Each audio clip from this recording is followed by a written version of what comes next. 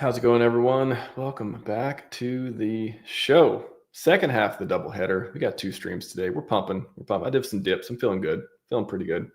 Jexxa's back, and he's on a world tour right now. It's been pretty amazing. I think people are starting to see the chart, watch the stream. I've been catching up a little bit myself today. I've been watching some other streams he's been on to be a little bit more educated than I was our first round about 6 days ago, when it came on and we kind of got the summary and went through the chart a little bit towards the end, but didn't spend a whole lot of time. So yeah, I'm very excited, a breath of fresh air to see a DeFi protocol that has a token do super well in PulseChain from founder that seems to be putting in the work and building some good stuff around here. So I'll get Jackson here. We're going to go through it, get your questions in the chat. I've got a lot of questions to go through so far.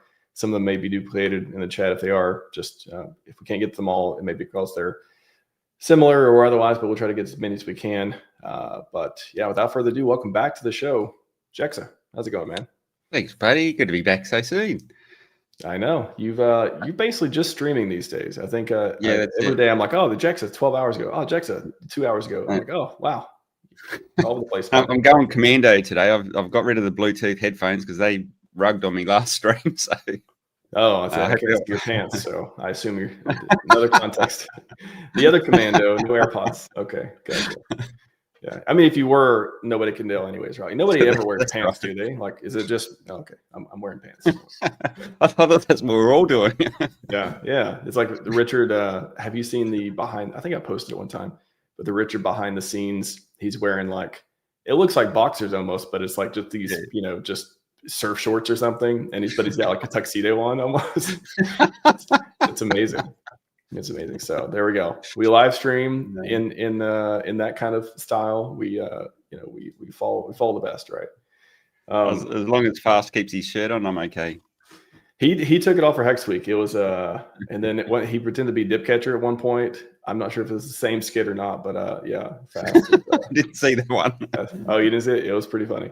It's pretty funny. He showed up one of the panels. I'm like, whoa, okay. Yeah. Anyways, Jexxa, welcome back. Oh man, this has been one of the tokens. That's what I was tweeted a little bit about as well. There's not a lot of tokens I pay attention. Not a lot of products really. I mean, other than like, hey, we've got block explorers and we've got different pieces of the ecosystem that I like and I see and I use. This is one that not only is it a protocol and all that stuff too, and it is more interesting than most for me because it directly helps PulseChain. It's not this hopium aspect. It is, hey, we're doing more validators. Hey, we're doing these positive, like it's all of it makes sense. And there's a ton of green candles that come with it. Like sometimes there'll be something that launches and it's like, okay, it does okay or does well, or it's okay, now it's down. But this is the one that has captured the attention of so many people on PulseChain. And it felt like it just launched like 2 weeks ago or something. So first, congrats on that. And again, I can't thank you enough for building projects. I know, hey, it's only been a couple of weeks. Hopefully we'll things will keep this success up. But boy, what a wild ride it's been so far. Yeah. So a couple of weeks for you, but yeah, more like a year and a half for me. And that's obviously the vouch component is a couple of weeks old. That's the token, but a lot of development went in the background of that. So there's people that have been living and breathing it for 8 months and testing it all. So it seems like it's popped up overnight, but yeah, a lot of good people have helped do that.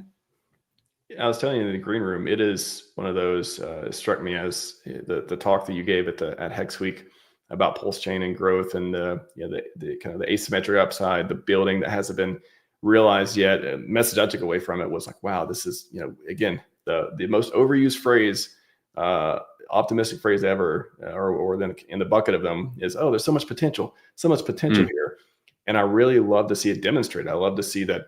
The potential, again, we got a ton of room to grow for PulseChain and volume and all users and metrics and all that stuff too. But the pieces that are coming together for PulseChain, especially the DeFi parts, the ones I really like and I never lost the plot on. I know so many people are just like, it's all just you've been led to believe that it's all you need to make your own coin to be rich, or DeFi is a joke, everything's centralized. really holding the plot together of we're building this DeFi mecca, having these amazing products, and they can be successful. Don't be colored with Vandal syndrome. We can be successful at this stuff. And I haven't seen a chart that looks like this for a long time. Yeah, no, thanks, mate. Yeah, a lot of, I think the distribution was done in a conservative way to start off with. We rewarded people that were early on in the project, and what I just reposted in our Telegram group just this morning because I seen one of the questions that was coming up, and it was probably, I'm saying it would have been 9 or 10 months ago. So before I actually started, like when sort of Vouch, the token was in its infancy from a planning point of view, I put a post into our Telegram group that said, okay, guys, it's nice to get some yield from validators, but what if we could create a whole network of validators that lived on forever in the form of community validators, and everyone got to be a part of that. And the little phrase I said at the end of it was, we're going to need to crack some eggs to make the omelette. And what I meant by that was, okay, we used some of the yield that the validators were producing, and that went into a little bucket where we could then, that was actually what seeded all the LP when we started.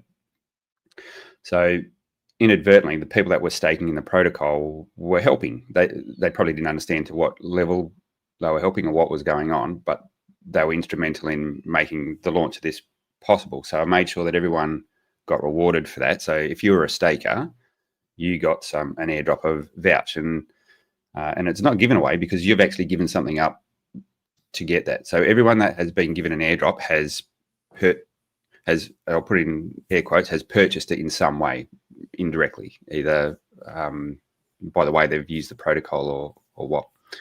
And real quick, on just to clarify, staker. When you say staker in this context, this is getting your vPulse for Pulse. You've been staking Pulse to get vPulse back. Not this other staking thing that I believe, if I remember, that may happen with Vouch, coming up or later on or something. So let's be specific. So unfortunately there's a few terminologies that are going to be a little bit confusing for people initially, but we'll figure that out over time. But so when I refer to staking initially, it was always staking your Pulse.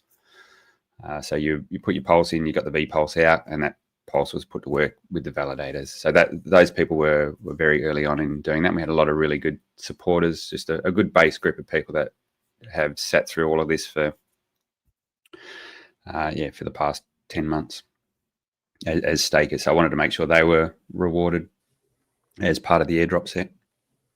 And also for the launch of Vouch, if I remember hearing it correctly, you were trying to not get the supply sniped. What does that mean? How do you do a fair? I don't know even what you call it, a fair distribution, a fair launch. Like, what does that entail, and how can it go badly? Like, what were you trying to prevent?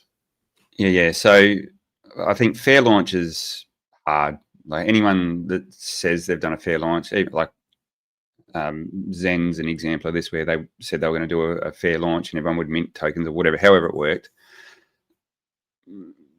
It's rare that you can do a truly fair token launch, because some people have got more economic energy, so then they can inject funds earlier and they pick up a larger percent of the supply and things like that. So it's really, really hard to do that, and I think everyone struggles with it. So the best you can do is identify the things that you think you can mitigate. So for me, it was, okay, well, in the initial token design, when we do the airdrop, how do we do that so it's not heavily weighted and people are getting a bunch of free tokens that are just going to end up as sell pressure? So you've got to be pretty, I guess, what's the word? You don't want to give away too much. So just be frugal in the way you do that. From when you actually put tokens into the LP pool and make it live, that's obviously when it's live on the market and it's open to the whims of the market. So what can you do to protect that? And when the token was created, we had a few things built in. So we literally had a launch button. So until the launch button is pressed, no one can transfer tokens bar the admin that's setting things up. So what the admin done prior to pressing the launch button is it went and set up all the liquidity pools. So it put the Pulse and the Vouch into the main liquidity pool and set up 3 or 4 other minor liquidity pools. But because the launch button wasn't pushed, no one could trade into it. What that means is a lot of the times when, as soon as liquidity is launched on something like Dex Screener and it's viewable, people are watching that and they'll get their bots to snipe it based off of that happening. Sorry, I've got my Telegram, which is shut, still sending messages somehow. Just let me clear all that. The amount of DMs I'm getting at the moment is insane. I'm watching you on RHMax. Oh, no, what it is, it's because the listing for VPulse just went on CoinGecko. So as soon as you get another listing, things just go mental with scammers. Yeah. So then that's a perfect example of what I'm talking about. So people are just monitoring those listing tools, and as soon as something lists, they're onto it, whether it's bots or marketing scammers or whatever, they're all after you. So we wanted that launch button that would sort of prevent that first wave. And then once you press the launch button, that's when it's open season. And if you've got sniper bots, they can actually have a go at it. So what we've done is we reduced, really tight down how much of the supply could be done in a single transaction. So when you can put in a lesser amount of Pulse and get a large amount of the supply, we said, okay, well, let's not make that so they can just do it infinitely. Let's narrow it down so at least they've got to work hard to do that. And we've done a random time window. So I said it'll be, for the first 10 minutes, that was going to be a restriction, but we didn't say at what time within that 10 minutes we would lift it. So that's just puts a little bit of randomness there. And then we stepped up what the limits were. So we went through 3 phases. So initial phase to protect from bots, next phase up just to let people start to get a bit of supply but not be too greedy, and then the final flat phase was no limits. So we tried to do that the best we can, just so you don't get that 5-minute chart that wicks up and then the 15-minute chart is smashed down to 90% again and everyone's gets torched on the opening candle. So yeah, we tried our best to mitigate that the best we could. Very cool to hear like how that process even actually works. I don't think a lot of people have even know that you can do that, let alone like, how it can be done there too. So very cool. Yeah. I thought, how much have you measured? I know as a founder, you probably like, you get the dashboard, you got all the metrics on that. Price wise, how much from the start to today, like do you 1,000? Run a ruler over it. Yeah. I did earlier. I did yesterday, and it was like I think about like 1,100% or something like that.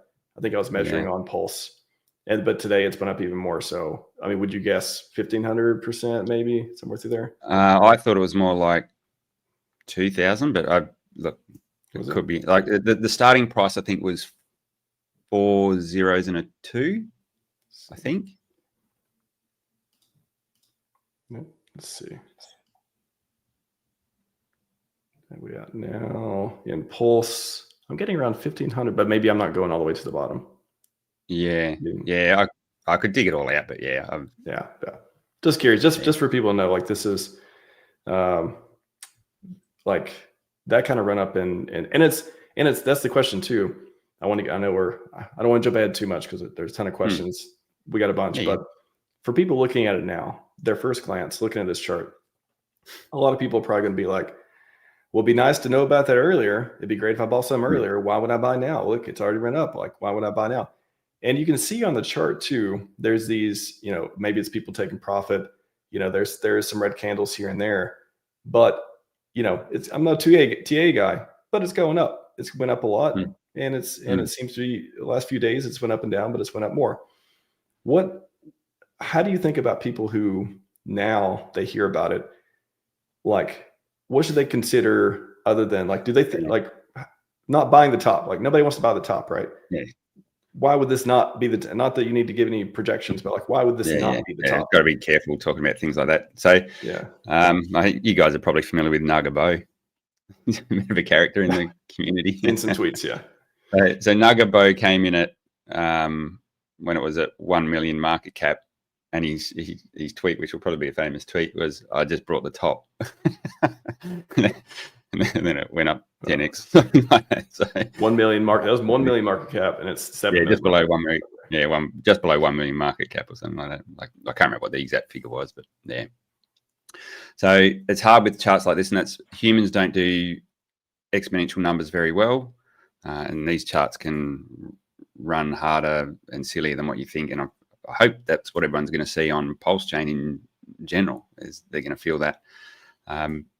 Charts like this, and you probably know this yourself, in 6 months' time, this might look like a flat line. So, don't know. You know how when you go back in time and when you zoom in, everything looks really big and exaggerated, but yeah, because you're on a 4-hour chart there. Yeah. Zoom the chart, like roll out and zoom the chart out. So that's the what launch for the 25th yeah, or so. Yeah, what happens if you put it on log? That'll be interesting. I haven't been playing around with it. Yeah. Like, that doesn't look crazy parabolic when it's on log. It's true. Just if in doubt, click log. That's your advice. Yeah.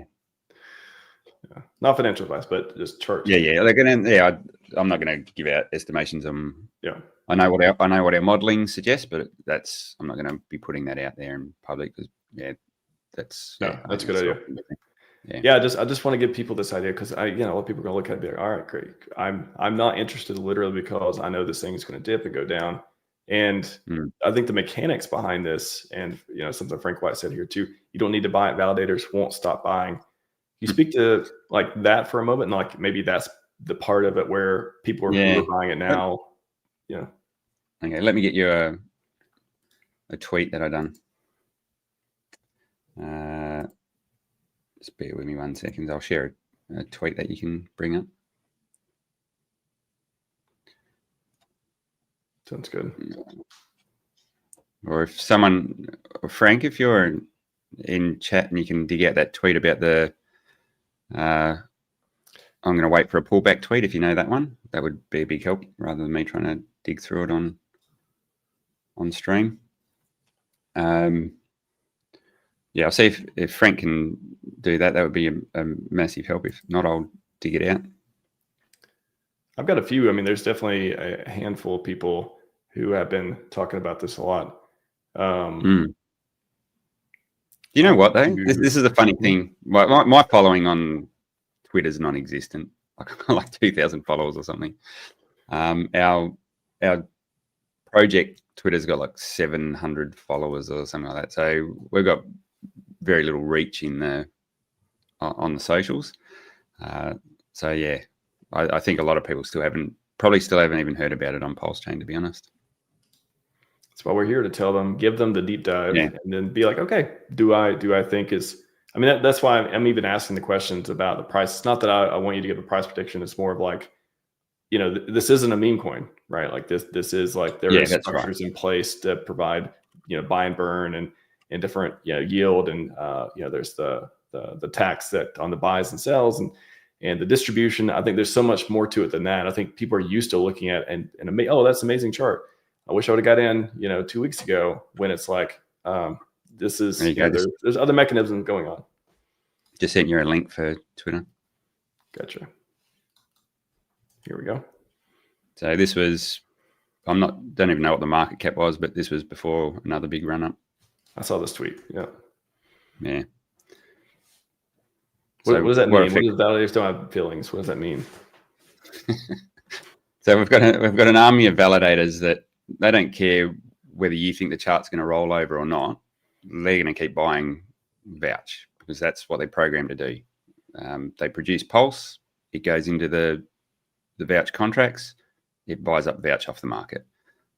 I don't push any buttons on that. It just happens. So they don't have feelings. They just buy. And what we keep doing is we keep adding more of those community validators and more validators to our entire validator set. So that's why you see a chart like that. It's not necessarily because it's all validators buying it, but because people understand the mechanics behind it, and therefore they're going, okay, well, if this thing's just going to keep doing this, we've got automated buys coming through. Maybe it's something I might want to hold on to a little bit. That's the most fascinating thing to me that I've seen so far that, I like about this project is it's not relying, there's so many projects and many of them do well, that rely on new users coming in or volume or just some other thing that needs to keep happening and needs to keep going on. And the system needs to keep growing in some way. This one, what would you say the difference is for this one where that like really, I think once I saw it, I was like, wow, that is different than what I've seen before. It looks much more sustainable. It looks much more, if I'm betting on PulseChain to succeed, this is like riding on the back of that type of deal. Validators don't have feelings, I think plays into that where the network keeps going. You're adding more validators. Good for PulseChain. It's not relying on more people to even, would you say it's not relying on more people to even buy the token? It's just because the I look at, obviously speculation drives charts like that. But if you took the speculation out and you just let it sit there and do its thing, it would go up. Now, it wouldn't go up like that, but it would go up. And I guess what the beautiful thing is when we do get that the speculation on the token, that creates more revenue, which creates more validators, which creates more buying. So it's very symbiotic, that relationship between the liquid staking protocol and the Vouch token itself. So yeah, I don't know. How many validators can you have on PulseChain? I don't know. That is the question. Like I remember in the early validator days, the question was like, what's the max number of validators you can run on a machine, for example? I still don't know the number. I think theoretically there is one. I haven't hit the limit. So. Yeah, I haven't either. So this is probably a great segue to just to get people up to speed. I know this is probably the 10th time you did it. Could we just have like a 10-minute your famous chart explanation of how it works, just so we can really dig into things from there? Yeah. Do you want to look at the ecosystem or how staking works? I think we could start with staking just to get people on the same page of, okay, I can stake the Pulse, get vPulse, and then how Vouch fits into that. And then maybe we'll have some questions from there. So we'll go, let's go back even further to native staking on, native validating on PulseChain. Does that sound right? Let's do it. Yes. Okay, just give me a sec. Sure. Jexxa's like, I got to delete this presentation. Too many people are asking for it. Let's do it. Or you're just going to memorize it. You're just going to be able to describe all the pictures. Yeah.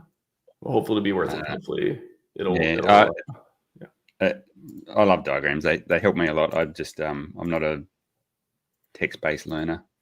So let me just skip through a few slides. Okay.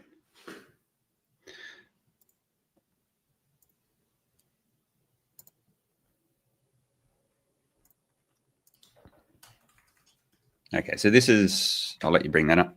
This is staking or validating 101 on PulseChain. And effectively what happens is if you're, I'll call it a native validator for lack of a better word. So if you're someone sitting out here and you've got the technical knowledge to be able to operate the software, and you've got either hardware or a virtual private server or something like that, you've got somewhere to run typically a Linux-based machine that runs the clients. So you've got that knowledge and you have 32 million Pulse, you can fire up one validator. So you stake your 32 million Pulse on PulseChain, and for that you get paid two types of rewards primarily.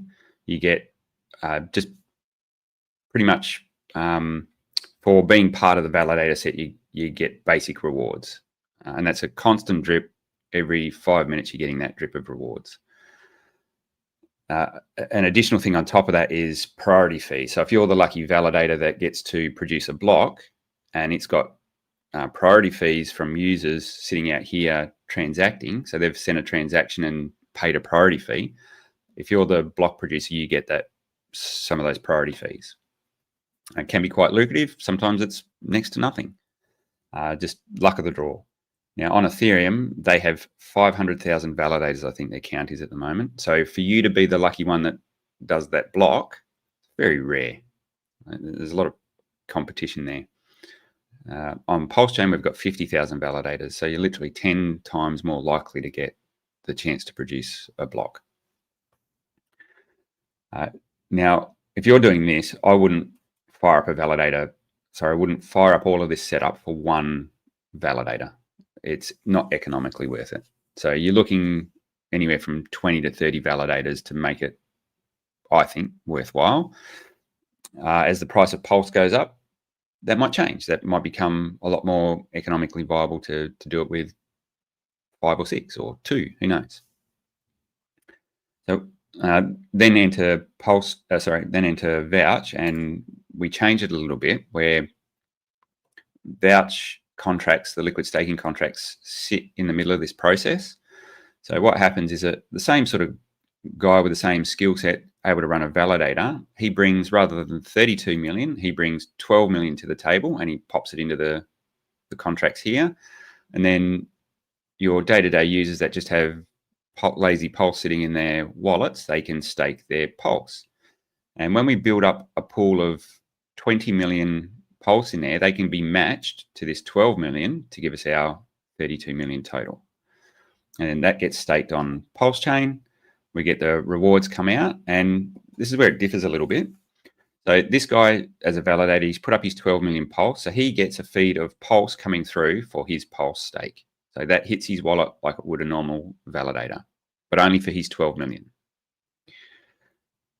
The remainder, so the portion that's allocated to the 20 million the users have put in, goes and sits in these contracts here and increases the ratio of VPulse to Pulse. So if you put in one Pulse and got one VPulse out, and this was then doing some work, you would have extra Pulse here. So rather than 1 for 1, if you went to redeem your VPulse, now you'd get 1 Pulse plus whatever rewards you're due. So it could be 1.5 Pulse or 2 Pulse, depending on how long you leave it in there.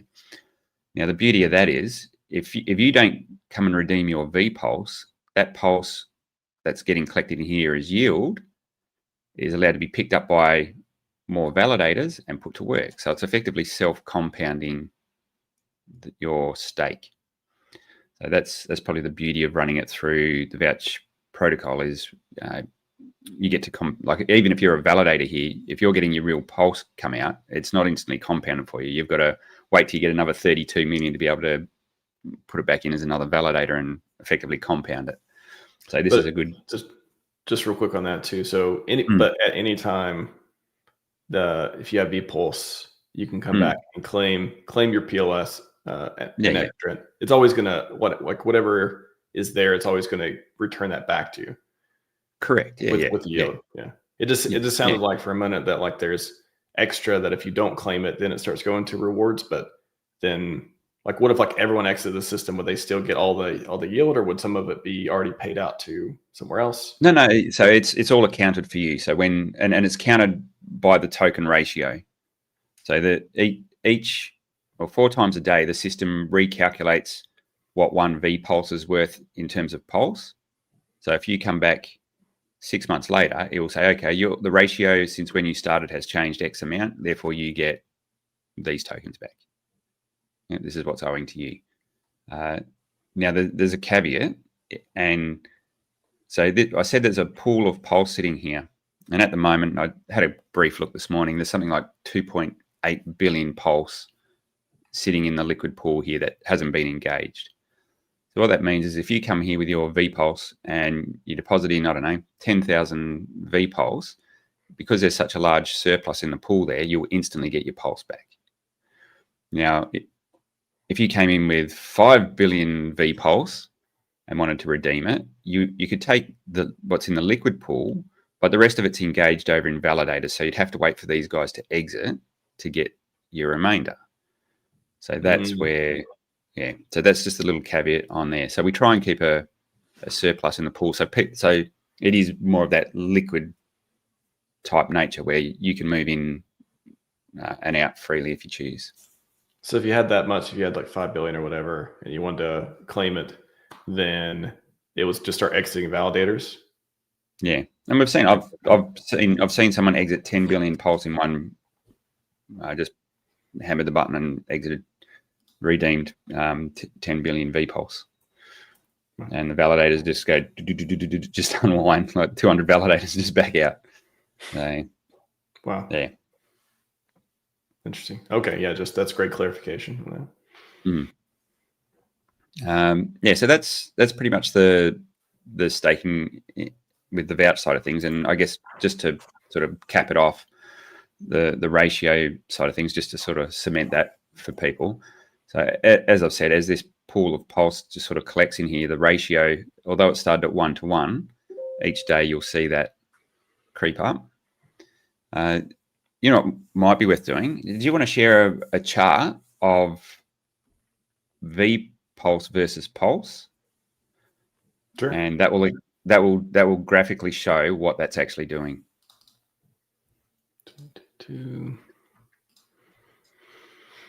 So VPLS, imagine the biggest pool is Frat Pulse. Yep. So put it in Pulse terms. Yeah. And then what's a good zoom it right out. Time? Yeah, even go on a daily will probably be fine by now. Daily, okay. So you can see that's the ratio going up every day. It just keeps creeping up. So that ratio, that 1.09, you can find that in the staking app. If you just click below where you do your stake, it'll show you what the current. Now, if you go Stake Pulse, yep. Stake Pulse, okay. Yep. And just where it says "will receive," if you just hover over that, so below the Connect Wallet button there, "will receive," and it tells you the exchange rate. So you can see that change 3 or 4 times a day.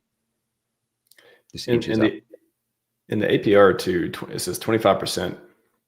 How do you? I mean, that's very big compared to. I think if you're, depending on how many validator, everyone always asks, like, especially native validating, how much can you make? And I always remember, saying basically like, okay, how many validators are going to run? What is your, utility cost? Are you doing it in the cloud? Or are you doing it, at home? Like you have different costs and maintenance and stuff associated with that. I guess those are the 2 biggest ones. Like how many are you going to run and what your cost is. And this could be like your ROI or whatever. This one, can't remember. But for 25%, I mean, that's much higher than I think.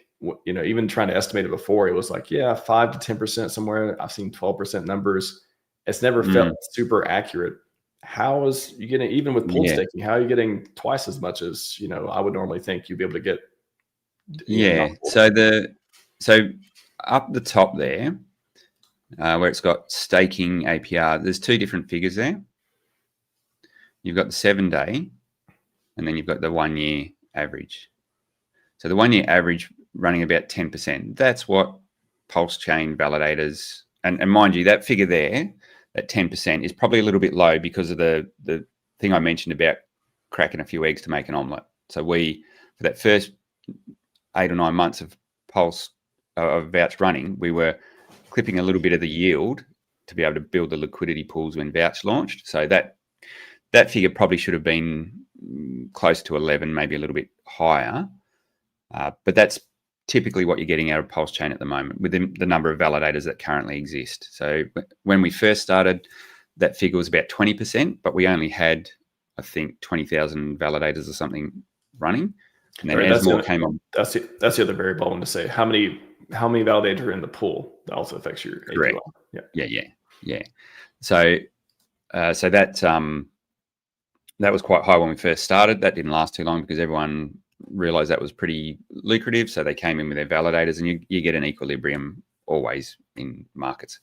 So it's sort of settled down around about between 9 to 10% for rewards. And then if you get priority fees, that's your little kicker where it can go above that.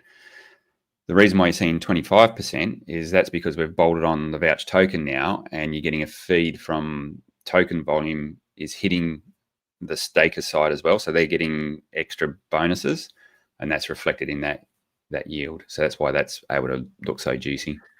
So why would it be, and I'm sure you can show us on the chart in a second here too about how that works, but the 25% in 7 days, why, I guess why or when would that affect the 1 year? You just not have enough data to see that yet? Yeah, so it's incrementally affecting it every day. So our 1 year average, whilst we were making an omelette, was down around 9%. Yep, and that's slowly creeping up every day now because we've we've turned the faucet back on, and now we're giving it that boost with the Vouch token revenues as well. So you'll see that 1 year average will creep up a lot quicker now. Gotcha. Mm-hmm. So what's you want to show like how Vouch enters the equation? Yeah, sure. Yes. The buy and burn. Everybody loves buy and burn. Buy and burns. Let me go back a bit. Did we invent the buy and burn on PulseChain? I feel like on PulseChain the buy and burn was popularized by PulseX and non. Yeah, I think we've done it in a different way on PulseX. It was built into the token stream. I think I can't remember how other ones were doing it. It was done a little bit differently. I don't know that we were the first, but we've definitely popularized it more. That's for sure. Yeah, the guy clicking the button to buy it every once in a while. Yeah, that's right. So what we just sort of discussed then was all of this side of the components. That's the liquid staking side. And then 2 weeks ago, we launched the Vouch token side. And as I mentioned on your previous stream, it's about capturing value in the system. So giving Vouch holders I was going to use the word stake, but that'll be confusing. But I guess I'm trying to think of another word that doesn't confuse terms. It's not ownership, because we don't have ownership in the blockchain world. It's not like shares and things like that. But the best way you can describe it is to capture the value of the system, and in the next phase to have a little bit more say in the settings of the system through the governance side of things. So that's really why that token was brought about. And that goes back to that message I had in Telegram way back, where I said, wouldn't it be great if we had an army of community-owned validators that produced income indefinitely? So that was the whole purpose. Sorry, you go. That's the thing I want to dig into for a moment too is, okay, let's say that the Vouch token never existed. How would the system work? Would there just be more APY? Like, what would be different? If the Vouch token never existed, this would continue to chug away, and everyone would get the benefits of the yield from there. But you're not really creating anything super sustainable in terms of if all these guys exit and pull out their pulse, all the validators exit, well, the system's it'll sort of just be running on the bare minimum, I guess, would be the way to think. So if everyone pulled it out, whereas if we're continuously adding to this validator set with community-owned validators, they're never going to leave. So the Vouch token, it was basically a stickiness for the system to be like, okay, here's a reason to not exit. Here's a reason to keep staking. No, it was. I guess for me, the liquid staking side was nice, but it never felt like the complete system I wanted it to be. I wanted to have something that was community owned. Explain that too. Explain the community owned. Like, we had a question in chat earlier. Community owned validators versus not. Like, what? Maybe that's a piece that would be helpful too. Yeah. So so we're getting revenue streams from the validating and from the token fees, and we could have just got those revenue streams and done a massive buy and burn, and done distributions to Vouch holders. But the problem with that is, one, the buy and burn is a one and done. So you do it once and you don't get any ongoing benefit from that. And if you're just handing out massive amounts of Vouch to people, it's just sell pressure. Like, they're just going to pummel the price. So how can we align everyone so that people don't want to sell their Vouch? They want to hold it because they're getting a little bit more Vouch, but they understand that the pulse that's going to create these community validators, it's going to stay there. And it's just going to keep building and building and keep producing more validators, which in turn drives more value for that holder and for that staker. So the difference is this pulse here that is put to work by these validators, it's not owned by a separate validator out in the real world. It's part of the protocol's revenue stream that's just been redirected and will always stay there. It won't leave the system. But if you stake the pulse and get the V pulse, that's going to go kick off some new validators to be started, correct? No, so that's the big difference. Here, we're not minting V pulse. We're taking native pulse and turning it into validators. So there's no additional V pulse coming in. There's no additional pulse coming in from this side to do that. It's taking pulse from here, putting it to here, and producing more validators. So regardless of whether anyone comes in here, you could keep doing this. But when you're staking your pulse, when the user goes in, puts pulse in, gets V pulse back, doesn't that go towards where does it just go into the liquid pool, or does that create more validators? Yeah, so I might take a step back and explain it a little bit differently. If we have stakers out here that put pulse in, and we have validators come in and match that pulse, we can fire up a bunch of validators on the network. And that's because these guys are putting in pulse into that liquid pool that we spoke about. Here, when we get, so this is generating pulse. We end up with a bunch of pulse that has arrived, not because someone's put more into the system, but because we've generated it from PulseChain, so from the actual block rewards. So therefore, we don't need someone to come in and enter it on this site. Now, currently, the way the system technically works is we get pulse from here and we match it with this pulse over here because it makes sense to do that. But we don't necessarily need to. We could take this pulse and we could play both sides of the system. So we could pretend to be this guy over here and put pulse in one side and match it with extra pulse for the validators. Does that sort of make sense? So you're sitting on both sides of the protocol, but with revenue that's been generated internally or that's held internally. Is that? As long as I just want to make sure I'm clear on the point of when you go tier and stake your PLS though, and you get V pulse back, that PLS is being used to correct. Yeah. Validators. Okay. Just want to make sure. Yeah. That's a very fundamental point. And then on so I know there's a bunch of pulse sitting there.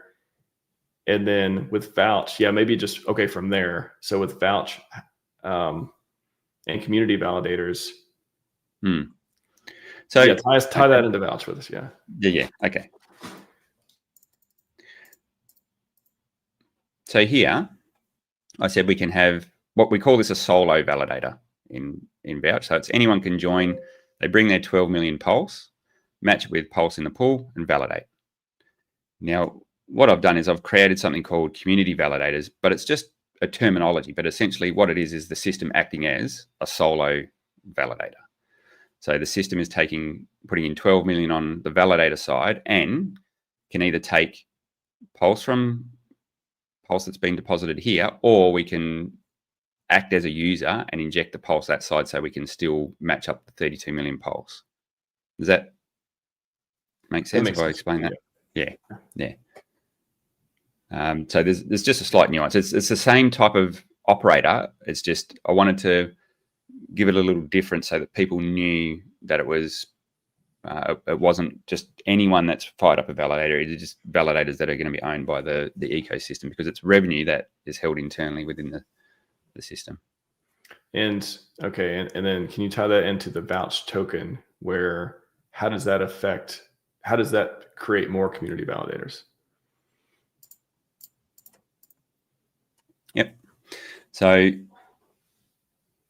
we're getting revenue from the token.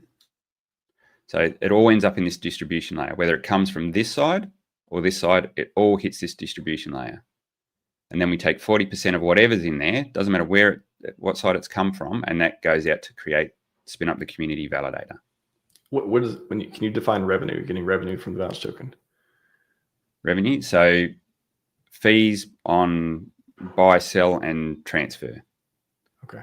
So you're taking a clip of people coming in and buying into the system. It's going into here and producing And like I said, we could have taken the revenue from here, and done buy and burns and gone, cool, that's great. That's really good for people that hold Vouch, not so good for these guys over here. So why don't we actually take it and put it into something that is sustainable and will keep generating, I hate the word passive yield or passive income, because nothing's truly passive, but it is generating return after return. So it's not a one and done where you just do a buy and burn, because you get one effect off of that. You get the pressure of the buy and you get the benefit of the burn, but then you can't do anything else with it. So you haven't put it to work. So why not put it to work? We've got the ability, we've got a system that can put Pulse to work. So why not put it to work? Gotcha. Yeah. Yep. Just on that too, what's the percentage between community validators and state validators? Ask 720 degrees. What's the percentage between community and I'm not sure what he means by state validators, solo validators, or yeah, I guess solo validators. Yeah. Okay, so the way it works, we're going to really get into the weeds here, but it's cool. It's good. They're good questions. We're going to jump around a little bit just so I think we can explain it a little bit better with some different slides. Buckle up, everyone. We're getting deep dive today. We're getting deep. Okay. When a solo validator comes in and puts in 12 million Pulse, he gets his share of these rewards relative to that 12 million Pulse. These guys get their share relative to the 20 million that they've put in. So that's pretty straightforward. Now, these guys are doing work for these guys out here because these guys don't want to run a validator. So these guys are putting in the time, energy, and effort, have the skills to run a validator. So they also get 5% of the rewards that hit here for users go out to the validators. So they take a small clip of, not of their principal, just of 5% of the actual rewards coming in. That's their little kicker for contributing their time, skills, and effort to the system. That's why they can do a little bit better than if they were to just get their 32 million Pulse natively and do it. They come here, they could run a number of validators and get that little extra kicker of that extra 5% for the time, energy, and effort that they're doing to run a validator. The solo validator and the community validator are the same. They work on those same numbers. Now, the difference is the rewards that the solo validator are getting for the 12 million that's staked in here, they'll be used to generate more validators in the system. So it just keeps compounding on top of itself. So the rewards they're getting, it's not leaving the system because they're not owned by an external party. The validators are owned by the ecosystem. So they'll compound any rewards they get from their stake. Yep. Makes me have a question too of what weakens or doesn't help the system. Is it just people taking the Pulse out and exiting with the Pulse, not buying Vouch? Like what is not not good for it? That's a good question. That's a good question. So what we find is, I mentioned that we have a liquid pool of Pulse, and I said we had one guy that just hammered it and took out 10 billion Pulse in one hit.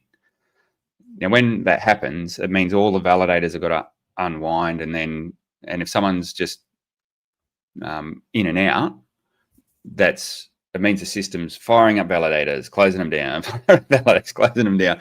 So if you can get stability in the way people are staking their Pulse, that's good for the system. Bringing in the extra revenue from Vouch token and giving these guys a reason to stay, higher yield, that's attractive. That means they're less likely to oscillate in and out. They'll leave it sitting there because the yield's nice and juicy, so that's good. We've got a few other things in the wings we think will help even more with that. But that's future stuff that we can talk about when that's ready. But yeah, we're always, anything we do to the Vouch ecosystem, we want to, it's either got to be stabilizing or additive. So adding value or stabilizing the system. that's the way we sort of look at it. Gotcha. And this one, another one from 720 Degrees. What percentage total validators owned by the protocol? Is it number one validator on PulseChain now? Is that the answer? Yeah. What percentage of total validators owned by the protocol now versus Pulse Stack, I assume. Which I was extrapolating I'm for sure Pulse Net, like the total Pulse network. Pulse network. What is there? Is it 52 or 56,000 validators? I'd have to check the numbers, and we've got like 4,000 of them. Okay, so 8%, 8, 9, give or take, somewhere to there. Yep. Oh, that's the other question before we move on to community questions too. How you were saying, validator guy doing work. How is this spinning up? Is you have like a cloud account where just spinning up EC2 instances to do this stuff? Like, how are you actually running the validators? Yeah, so some of the validators, I don't know how they're running them. They could have a little Nook sitting at home. They could have it in a VPS. They can, so solo validators, they join as a validator and can choose how they want to run their hardware. Vouch, I won't get into too much of the operational side for security reasons, but we tend to use data centers for our stuff. So it's not a like, hey, if you want to validate for Vouch, go put this into your app or go sign up for this thing. It's you have resources that you use to spin these up and down that are not like open for participation. They're just your yeah. So we've got there is another validator type in the system called a trusted validator, and they have there's only a very limited set that that's not permissionless. So trusted validators play a very special role in the system, and they can fire up very quickly and exit very quickly. So when there's that cycling, they can react a lot quicker. So Did you fork BSC Jexxa? We getting 36 delegated validated. Shout out to 2022. Anyone remember that?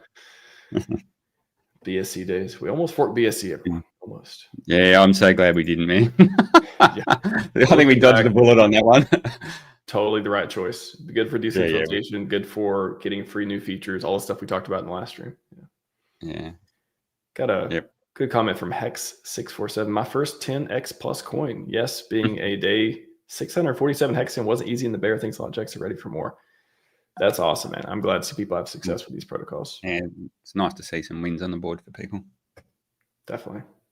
Not few and far in between. That's crazy. I'll get to the community question.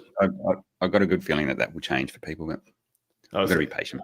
I thought you meant it'll change, like no more wins. It's going to change for the better for more wins. Okay. Yeah, I think definitely for the better.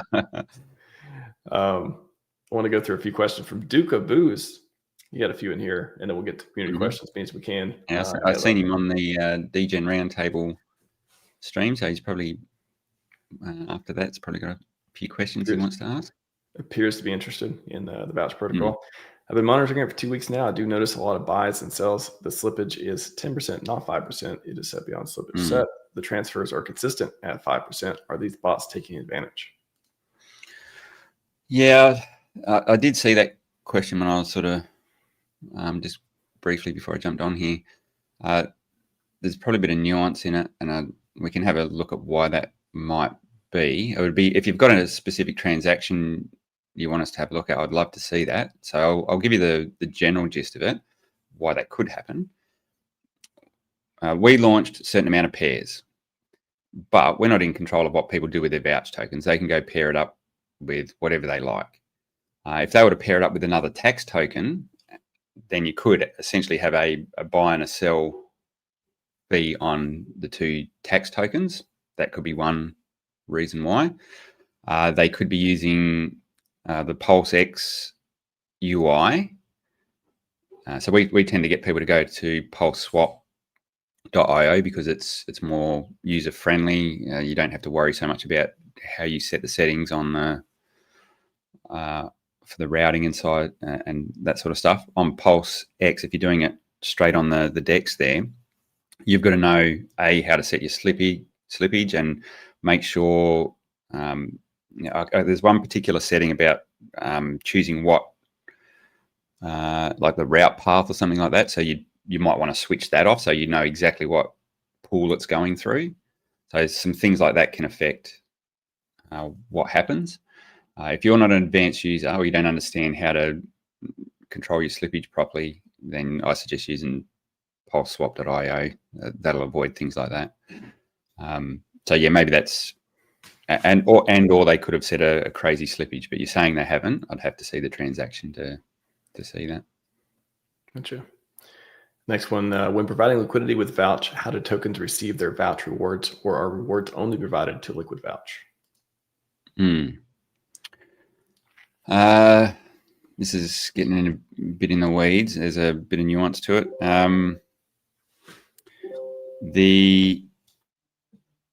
There's a couple of things that can happen depending on once again, we can't control what pools get fired up and where people put their LP. What we can do is we can tax exempt some pools or div exempt pools if there's a technical reason why we think we need to. If we see a lot of pools pop up and we can try and monitor that and add them to the pools that are tax exempt so that things like double taxes and stuff aren't happening. In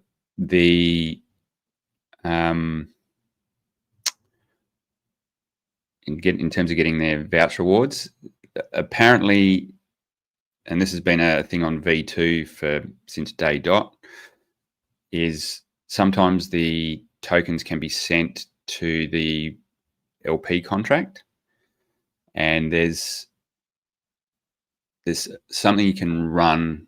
Frank was talking about it in chat. There's either the sync function or the I'm going to get the terminology wrong, swipe or something like that, or there's a couple of functions you can run. You might need to do that to claim those tokens. Yeah, I'd have to look at the individual situation, but yeah, if you've got a particular situation, let me know and we can have a look. I can pass it on to the devs and they can give a detailed response. Well, before we move on to the next one too, it's probably a prompt for a good question too. Is you talk a little bit about the different knobs that can be turned, by the protocol, by people, by the admin key, that type of thing. What do people need to know about, like what knobs can be turned, what can't be turned, as far as by part? Yeah. So there's nothing malicious that can be done by the admin. What there is there's certain settings that can be changed, and so say on the token contract, that's buy and sell fees. So at the moment, fee tokens are good, and particularly the way we've got it integrated serves a purpose. But who knows what's going to happen in the future? The community might vote, like once we get to a certain stage, a year or two down the track, they might go, you know what, let's reduce the fees down to zero. And so the community can vote to do things like that. The direction of where funds flow in the system. So I've said at the moment, 40% goes to validators. Goes to community validators. 24% goes to buy and burn. Things might change, or the system might need support in one other area. Then we can tweak those numbers, or we can, as the system matures more, we can pass out more rewards and things like that. So they're non-critical things. Like you can't freeze tokens. You can't, there's no owner of the contract. There's just functions that can be called by what is called the admin only address, which will eventually be replaced with a governor contract that allows the governance protocol to be the admin only account effectively.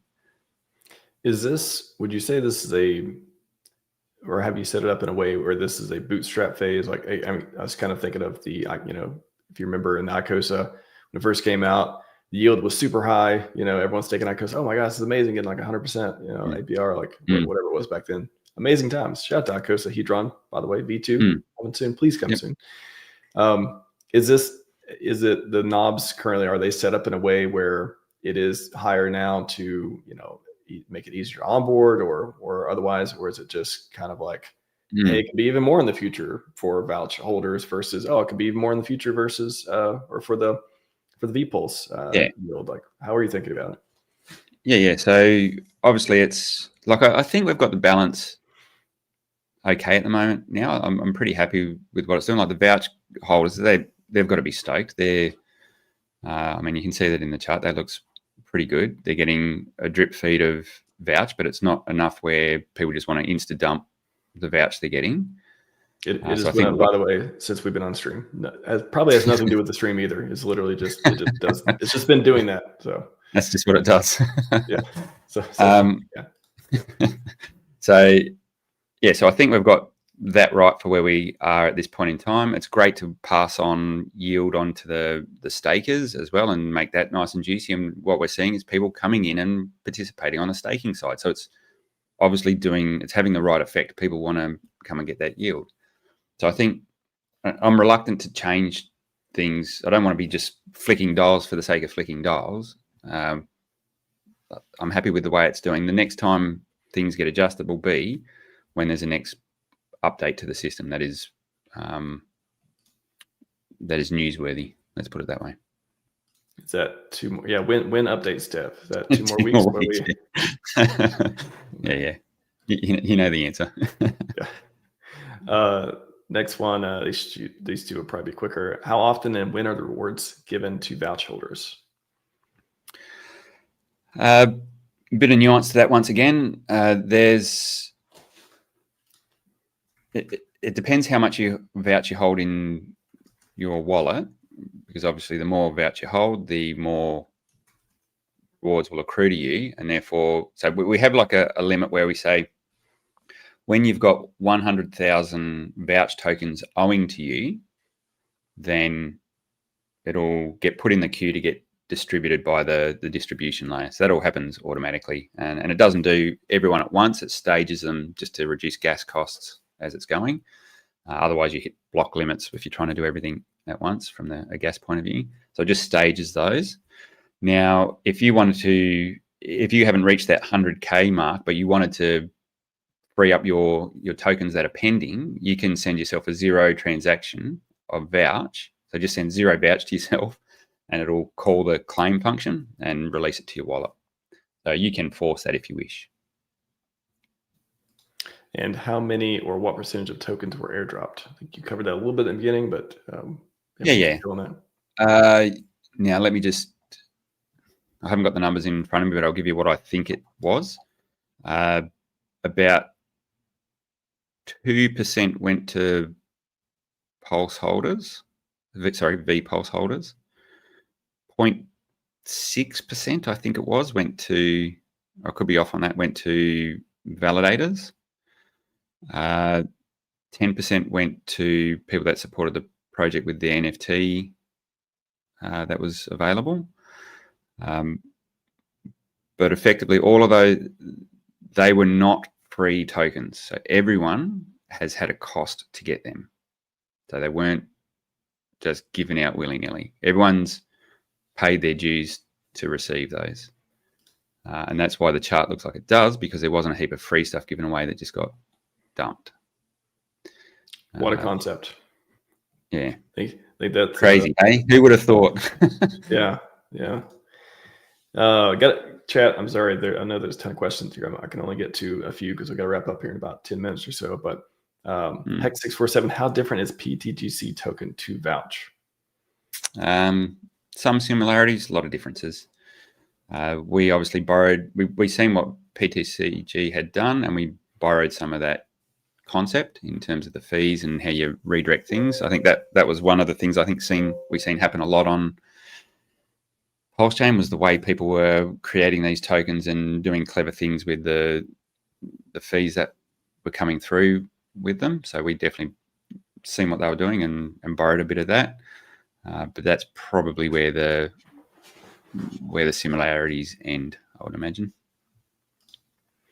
Why did the APR rise so much over the last few days? We kind of touched on the 25%, but is that, can you explain that? Yeah, so that's the volume on Vouch So the more trading volume, even when there's sells on the Vouch chart, that's generating revenue that goes into the distribution layer, which is fed out to all the participants in the system. So the VPulse stakers are getting their share of what the Vouch token is doing.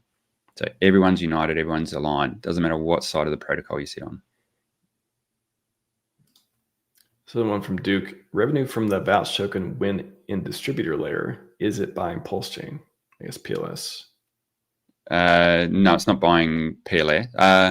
No, it's definitely not buying PLS. It wouldn't make sense to do that. The protocol earns native PLS anyway, so we would never buy that. We do, when we're doing buy and burns, we obviously buy Vouch off the market and burn it. When we're doing VPulse, we actually mint VPulse. There's no point buying it off market. We can mint it in the protocol. So we will mint VPulse and then burn it, but we're not doing that currently, but we have the ability to.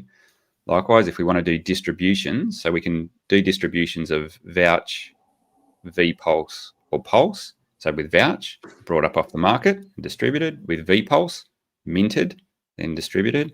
With Pulse, it would just be a native send of Pulse. We don't have to do anything else with it. Gotcha. Mm-hmm. I got a couple more. Sorry, I could get to all the questions today, but I want to ask a couple before we wrap up on volume 2. So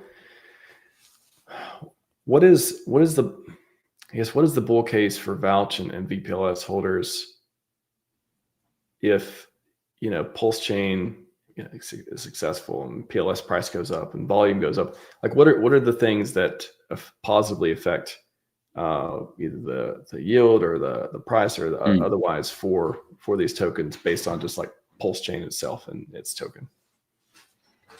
Yeah, so our biggest pull is with Pulse. So you obviously get that effect of being liquidity bound to the Pulse token.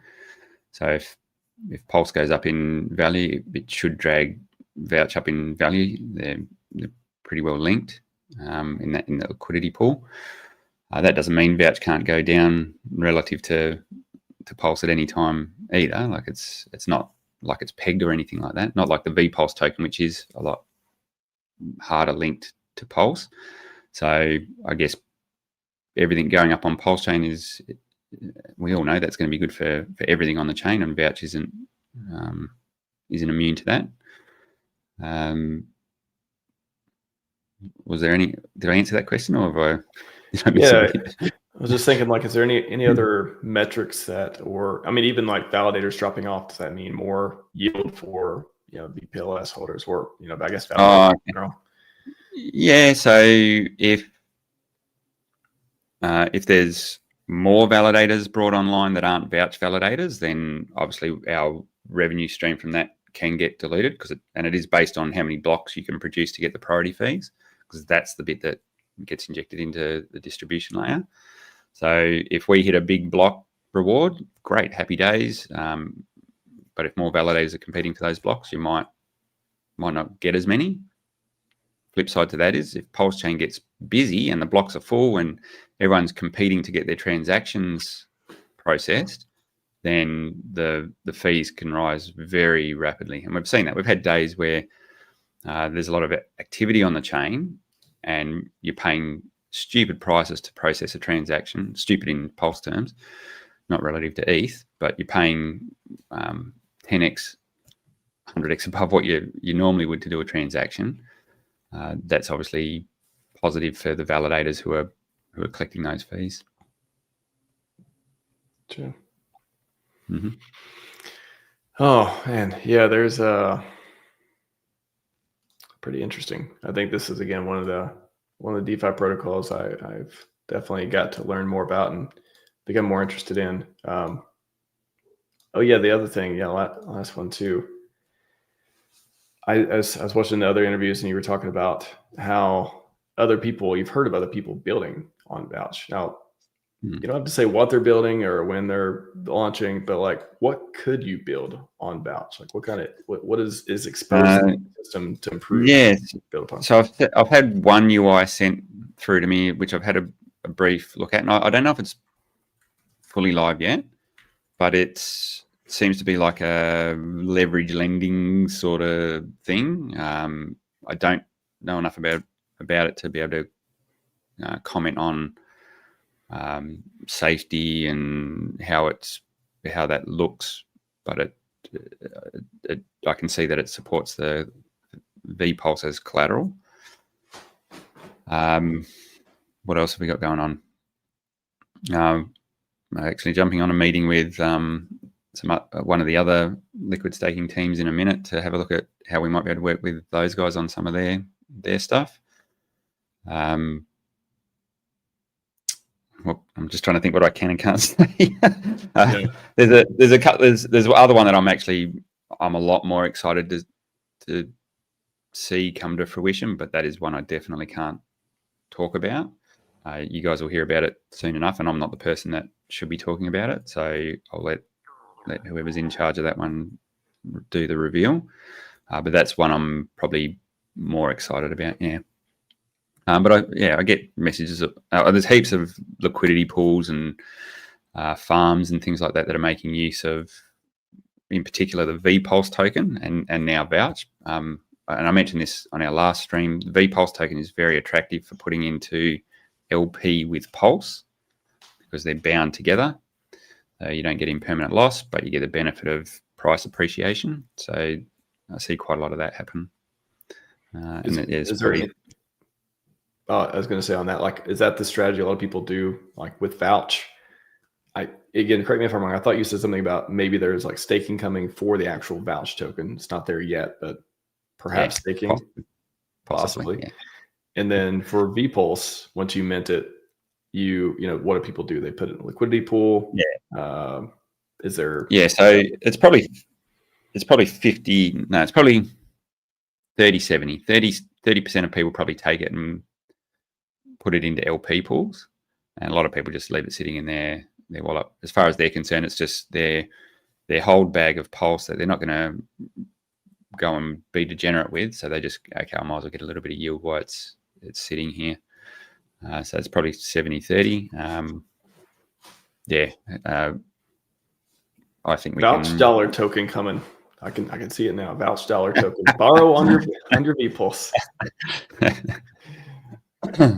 Vouch will not be launching that. I guess never say never, but Vouch will not be launching that. Yeah. Gotcha. What is your plans as far as just we're wrapping up here? Like, do you plan to do more interviews, marketing? Like, what is your I guess plan for the Vouch ecosystem at this point? Sleep sounds pretty good at this point, but you just woke up. What I understand. Look, I'm not the best at getting out in front of cameras and making a kicking up a storm on Twitter. That's just not my personality. But I want to make sure everyone's educated on Vouch, so I'll I'll get out and I'll probably see me on a lot of different streams just to educate. It's good to come on this one again because you had the brief look at it, and we've been able to go a lot deeper than what I have done on any of the other streams. So that's been nice, and hopefully that's good for everyone that's listening as well. They've hopefully learned a little bit more about some of the deeper mechanics of it. I definitely have. But sorry, you go. I was gonna say I definitely have. That's kind of my, like I said, I think we're in the same type of got the same type of like nerd, like to nerd out, like to talk technicals. I know a lot of people with glasses over their eyes.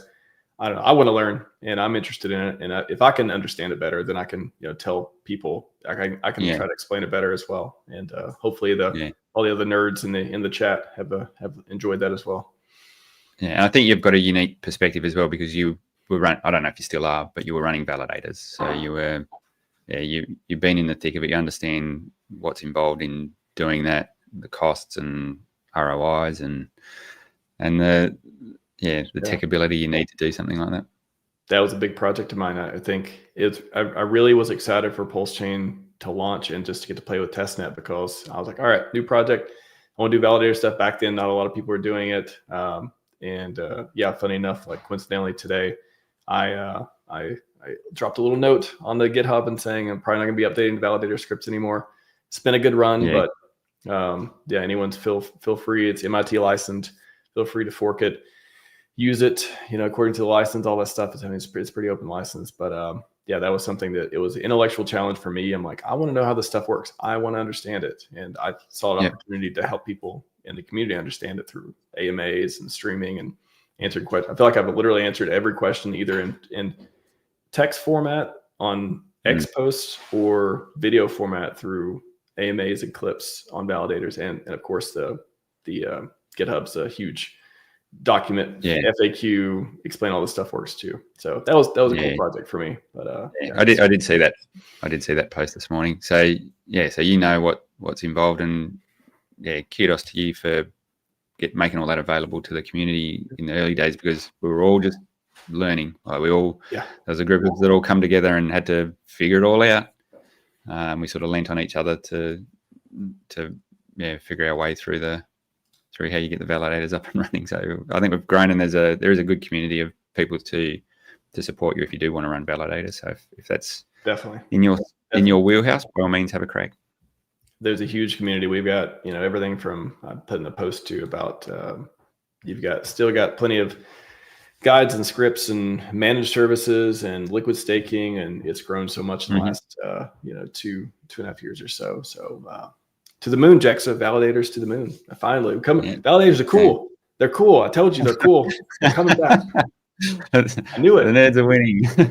Yes, the nerds are winning. Let's do it. All right. At J_Jexxa on X. You also YouTube from time to time. Vouch. You got the Vouch. Was it Vouch PLS on X? Vouch LSD is the handle on X. LSD. That's right. LSD. Yeah. Funny enough, I tend to get some weird marketing emails about LSD for some reason. Yeah, that's why I was going with Vouch PLS was automatically like, oh yeah, it's LSD. It's not that LSD. Some other term, I imagine. Yeah. I actually, that wasn't the handle we wanted, but X rugged us on our original account. So you're just dealing with bots. You can't get an account back once they rug it. You did this, Elon. You made us do Vouch LSD. Yeah, that's funny. Awesome, man. Well, yeah, everyone check them out. I've posted a little bit as well. You've got the stream, you got the deep dive. Search PulseChain Vouch. There's a ton of different streams Jexxa's been on as well. And hope you get some sleep, man. Get some rest. Well done. I appreciate you. Perfect. Thanks, buddy. That's all we got for you today. Scivive and 5555. We are out.